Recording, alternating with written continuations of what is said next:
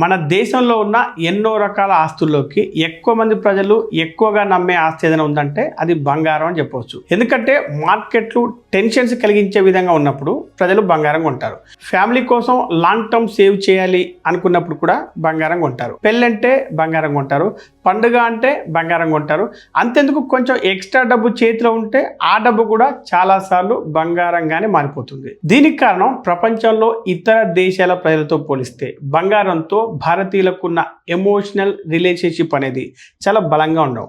పైగా ఈ రిలేషన్షిప్ అనేది చిన్నది కూడా కాదు. ఈరోజు మన దగ్గర ఉన్న బంగారం మొత్తం కలిపితే 25,000 టన్నుల కంటే ఎక్కువ బంగారం ఉందని అంచనా వేస్తున్నారు. ఇది చాలా పెద్ద పెద్ద దేశాల ప్రభుత్వాల దగ్గర ఉన్న గోల్డ్ రిజర్వ్స్ కంటే కూడా చాలా ఎక్కువ.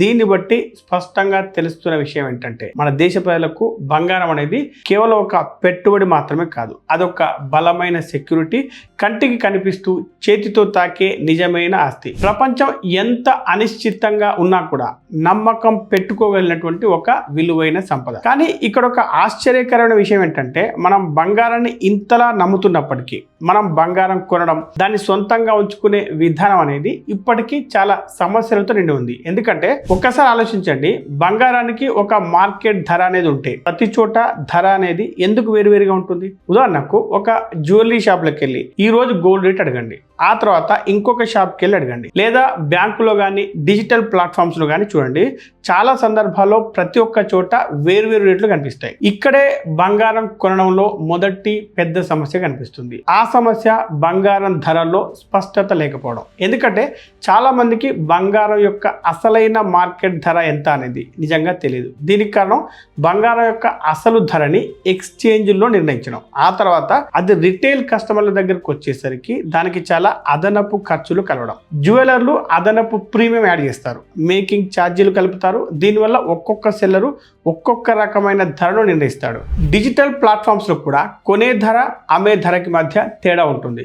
కానీ బంగారాన్ని చాలా మంది పెట్టుబడిగా కాకుండా ఎమోషన్తో చూస్తారు. కాబట్టి ఎక్కువ మంది నేను నిజంగా నిజమైన మార్కెట్ ధరకే కొంటున్నానా లేదా అనే ఒక ముఖ్యమైన ప్రశ్నను అడగరు. అయితే ఇక్కడ ధర అనేది ఒక సమస్య అయితే ఓనర్షిప్ అనేది మరొక సమస్య. గత కొన్ని సంవత్సరాల్లో డిజిటల్ గోల్డ్ అనేది చాలా పాపులర్ అయింది. నిజం చెప్పాలంటే ఇది ఇచ్చే సౌకర్యం కూడా చాలా మందికి నచ్చింది. ఒక యాప్ ఓపెన్ చేయడం, బటన్ నొక్కడం, వెంటనే గోల్డ్ కొనేయడం. దీనివల్ల షాప్కి వెళ్ళాల్సిన అవసరం కానీ నగలు తీసుకెళ్లాల్సిన టెన్షన్ కానీ లేకుండా పోయింది. అయితే ఈ డిజిటల్ గోల్డ్ అనేది కన్వీనియన్స్తో పాటు అసలు మనం హోల్డ్ చేస్తుంది నిజంగా బంగారమేనా అనే ఒక పెద్ద ప్రశ్నను కూడా తీసుకొచ్చింది. ఎందుకంటే చాలా సందర్భాల్లో మన గోల్డ్ను మన తరపున ఆ ప్లాట్ఫామ్ హోల్డ్ చేస్తుంది. దీనివల్ల ట్రాన్స్పరెన్సీ అనేది ఉందా, రెగ్యులేషన్ ఎంత స్ట్రాంగ్గా ఉంది, గోల్డ్ ప్యూరిటీ నిజంగానే యాక్యురేట్గా ఉందా, ప్లాట్ఫామ్ మీద రిస్క్ ఎంత ఉంది అనే సందేహాలు సహజంగానే వస్తాయి. ఎందుకంటే ఇది ప్రజలు నమ్మకం పెట్టి సెక్యూరిటీ కోసం కొనే అసెట్ కాబట్టి. ఇక మూడో పెద్ద సమస్య స్టోరేజ్ ప్రాబ్లం.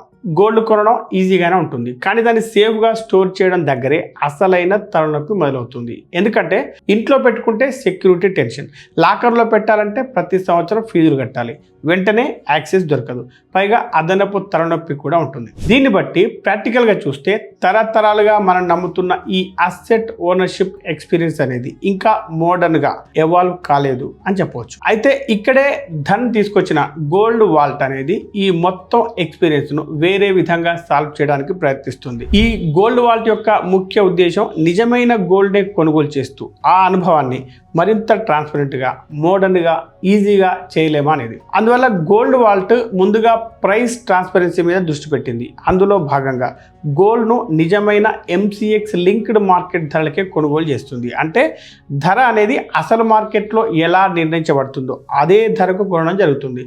దీనివల్ల ఎమోషనల్ ప్రైసింగ్ ఉండదు, అర్థం కాని ఎక్స్ట్రా మార్కప్స్ ఉండవు, చాలామంది రిటైల్ బయర్స్ ఎదుర్కొనే గెస్ వర్క్ కూడా ఉండదు. నిజాయితీగా చెప్పాలంటే ఇది చాలామంది అనుకునే దానికంటే కూడా చాలా ముఖ్యమైన విషయం. ఎందుకంటే సాధారణ కస్టమర్లకు మార్కెట్లో ఉండే అసలు బెంచ్ మార్క్ ధరలు నేరుగా అందుబాటులో ఉండవు. ఇక రెండో ముఖ్యమైన సమస్య ఓనర్షిప్.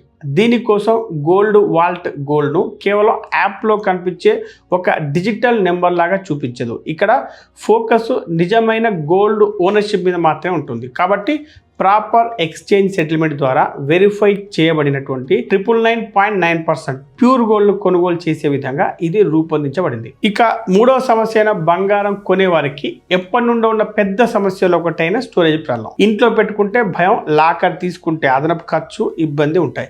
కాబట్టి ఈ వాల్ట్ అనేది అలాంటి టెన్షన్స్ పడాల్సిన అవసరం లేకుండా మొత్తం బంగారాన్ని సెబీ కంట్రోల్లో ఉండే ఇన్స్టిట్యూషనల్ గ్రేడ్ వాల్ట్లో సేఫ్గా స్టోర్ చేస్తుంది.